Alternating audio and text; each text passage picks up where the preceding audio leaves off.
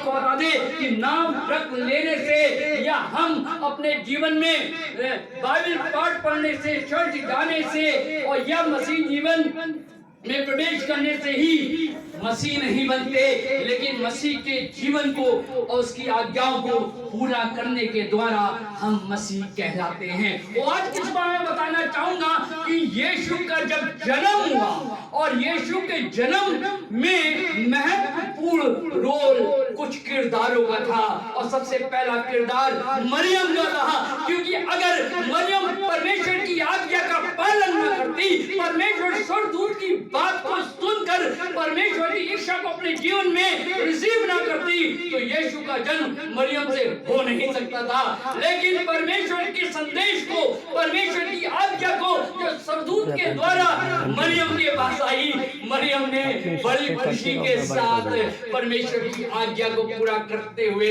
उसका अभिनंदन किया और स्वीकार किया। उसने कहा कि मैं परमेश्वर की आज्ञा को पूरी करूंगी। उसने इनकार नहीं करा, इस बड़ी चुनौती को उसने स्वीकार किया।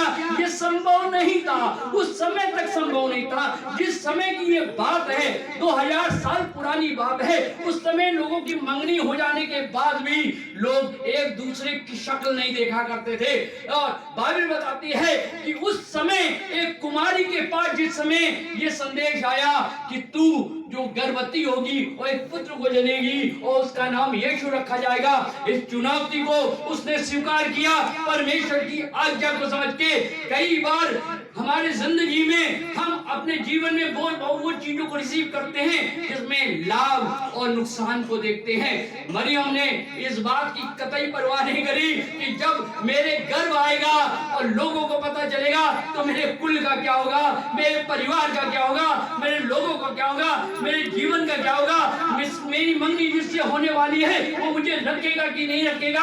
उसने कतई परवाह नहीं करी, अपने जीवन की कतई परवाह नहीं करी, लेकिन परमेश्वर की आज्ञा को जानकर उसने अपने जीवन में उसको पूरी होने दिया। तो आज की सुबह मैं आपको बताना मांगता हूँ कि परमेश्वर आपके जीवन में हो सकता है आ गया हो, परमेश्वर का नाम आपके जीवन से जुड़ा हो, लेकिन अगर परमेश्वर का जीवन आप में पूरी तरह तभी होगा जब आपके जीवन से उसकी आज्ञा का पालन होगा। और बाइबल जो आपने पढ़ी मैथ्यू की किताब 1 बाब उसकी 18 से 25, लेकिन उसकी जब 24वीं आयत आप पढ़ते हैं तो वहां पर अगर आप पढ़ेंगे, जल्दी से मेरे लिए कोई निकाल ले, कोई किताब और लिखा है 1 बाब उसकी 24वीं आयत में मत्ती की, और वहां पे इस प्रकार से लिखा है। तो आज की सुबह मेरा इसी टॉपिक पे संदेश होगा। जी हाँ, तब यीशु नींद से जागकर, और लिखा है तब यीशु यूसुफ